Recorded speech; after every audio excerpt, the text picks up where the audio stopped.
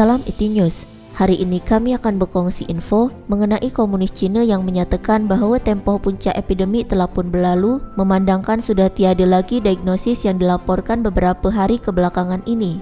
Pihak komunis Cina juga secara giatnya telah mengarahkan aktiviti pekerjaan dan juga sesi persekolahan di beberapa lokasi diteruskan seperti sebelumnya.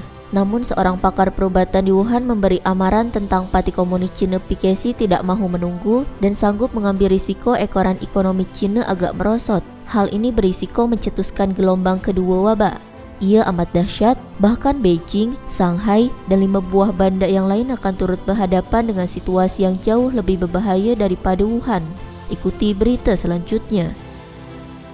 Pada 26 Mac, satu wawancara eksklusif bersama Voice of Hope, seorang pakar perubatan TCM di Wuhan telah mendedahkan bahawa sekatan di Wuhan perlu dihentikan segera bagi mengelakkan keruntuhan dan kemerosotan ekonomi negara. PKC dalam pada itu tidak mahu duduk sahaja, malah memutuskan untuk mengambil risiko mencetuskan gelombang kedua wabak tersebut.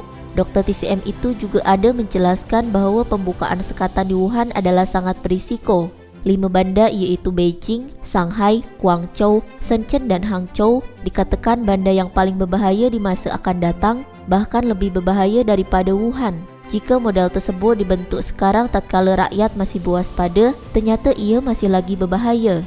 Doktor itu juga ada menyebut bahawa masalah paling besar susulan wabak di Wuhan adalah hakikat tentang PKC yang menyembunyikannya daripada pengetahuan pusat sehinggalah kepada pemerintah daerah. Setelah ianya tersebar, ia sudah terlambat.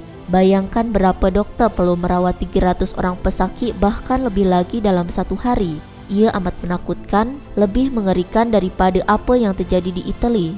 Namun PKC tidak mahu duduk diam dan masih ingin memperjuangkan kepentingan mereka. Mereka juga mendakwa bahawa situasi wabak di China semakin reda memandangkan tiada lagi kes baharu dicatatkan.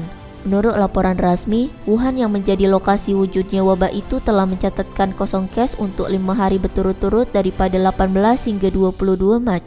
Dr. TCM mengatakan sifar kes yang dicatatkan adalah disebabkan oleh pihak hospital tidak mengesahkan dan melaporkan diagnosis kes wabak virus PKC berkenaan. Data itu tidak boleh dipercayai, malah dalam tempoh ini, Hospital Tongji di Wuhan mempunyai beratus-ratus kes baru virus PKC. Dokter itu juga percaya bahawa walaupun wabak itu mula meletus di Eropah dan Amerika, PKC dengan sengaja memutarbelitkan fakta untuk sengaja menutup realiti wabak ini selain mencipta kejayaan palsu mereka memerangi virus tersebut di negara itu. Ternyata ia bakal membawa bencana besar kepada masyarakat. Beberapa hari yang lalu, terdapat ratusan kes virus ini di Hospital Tongji. Kini keadaan ia makin memburuk di seluruh dunia. PKC masih lagi melakukan perkara yang sama, menyembunyikannya dengan memadam kenyataan dan menangkap mereka yang menyebabkan kebenaran. PKC ingin menggunakan kaedah ini untuk membentuk perbezaan yang ketara dengan negara lain. Ia amat memalukan dan sesuatu yang besar bakal terjadi. Ia adalah amalan yang konsisten daripada PKC selama berdekad. Ia adalah formula mereka. Mereka ini merupakan pemerintah yang jahat. Mereka fikir mereka telah berjaya menangani perkara ini sekarang. Mereka memang jahat, marah dokter tersebut. Tahukah anda bahawa ia bukan hanya melibatkan pesakit, bahkan juga kaki tangan perubatan yang terkena jangkitan. Tiada apa yang dapat dilakukan untuk mendapatkan diagnosis. Jelas sekali ia adalah diagnosis politik, tambah dokter itu. Setelah berhenti seketika dan menenangkan diri, dokter itu menambah bahawa ketika epidemik virus PKC ini mula tersebar pada Disember tahun lalu, PKC bertindak menyembunyikan pelbagai tindakan yang tidak wajar dan ia telah menyebabkan kematian banyak nyawa. Apa yang terjadi di Wuhan telah disembunyikan sejak awal lagi. Oleh itu daripada segi nombor, perkara yang paling membimbangkan ialah siasatan terhadap jumlah kematian sebenar apabila wabak tiba-tiba berlaku. Terlalu ramai orang mati, maka kawasan, bandar dan jalan raya ditutup. Dokter itu juga menambah bahawa sepanjang tempoh itu, ia sudah cukup untuk menyebabkan lebih ramai individu, terutamanya buat golongan tua yang mempunyai penyakit kronik yang dibiarkan mati begitu sahaja. Ia terlalu kejam. Bencana yang sebenarnya ada di sini pada seluruh segenap lapisan masyarakat.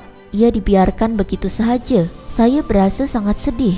Tambahnya lagi, dianggarkan seramai 550 hingga 650 juta orang di China akan dijangkiti.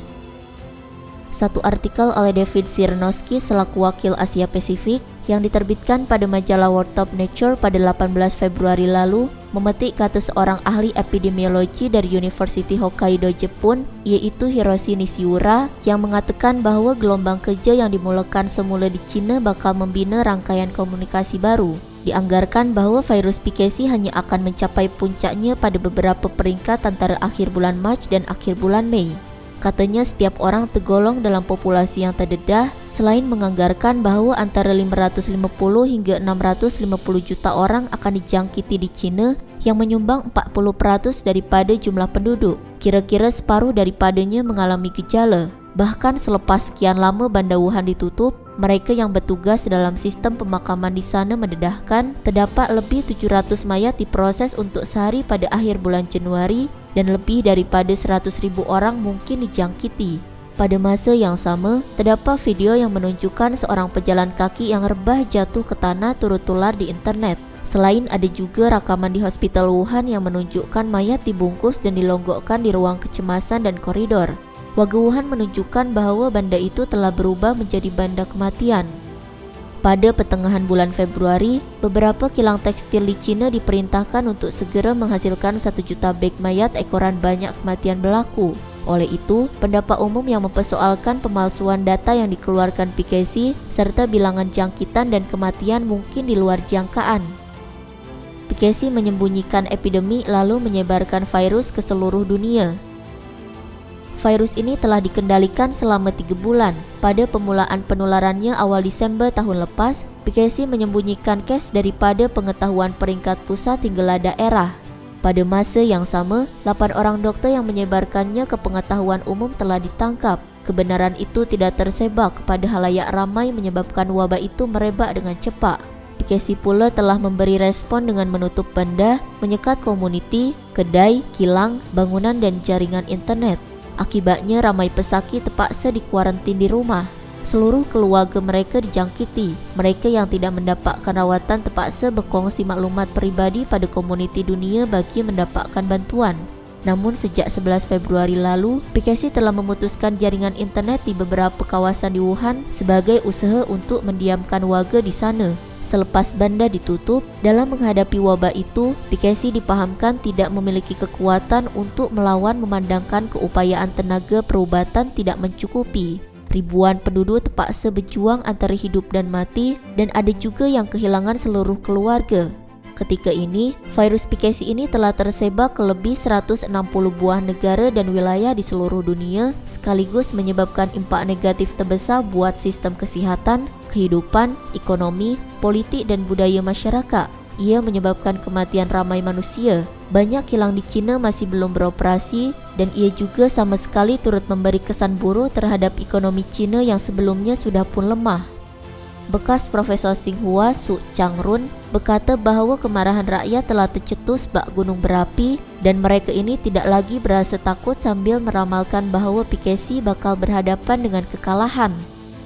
Setelah PKC saling menuding jari, akhirnya mereka menuding pula ke arah Amerika Syarikat. Berhadapan dengan kemarahan yang berpunca daripada penyebaran virus itu, PKC menimbulkan gangguan secara dalaman yang sering menyalahkan antara satu sama lain. Peringkat atasan menyalahkan pegawai, pegawai menyalahkan kaki tangan bawahan, dan setelah itu menuding jari pula pada Amerika Syarikat. Tindakan PKC itu ternyata telah mencetuskan reaksi kurang senang daripada komuniti antarabangsa dan ia juga telah mengganggu Amerika Syarikat. Presiden Trump telah berulang kali bercakap mengenai virus PKC dan mengkritik PKC kerana menyembunyikannya sekaligus menjadi penyebab masyarakat dunia ditimpa musibah. Pada 16 Mac lalu, Setiausaha Negara Amerika Syarikat Mike Pompeo telah bercakap dengan Yang Jiechi, pengarah pejabat luar negara jawatan kuasa Pusat Komunis Cina, di mana Amerika Syarikat sangat menentang PKC yang memfitnah bahawa virus adalah datang dari Amerika Syarikat. Pada 13 Mac, pegawai Jabatan Negara Amerika Syarikat memanggil Duta Cina, Choi Tian-kai ke Amerika Syarikat bagi menyangkal dakwaan PKC yang menyatakan bahawa tentera Amerika Syarikat membawa virus ke Wuhan. Senator Amerika Syarikat Corton berkata Amerika mesti menghukum negara yang telah menyebarkan virus ini di dunia. Kenyataan itu ditujukan kepada komunis Cina. Pada hari yang sama, sejumlah warga dan perniagaan di Amerika Syarikat telah menuntut PKC ke muka pengadilan di Amerika Syarikat selain turut menuntut pampasan daripada China.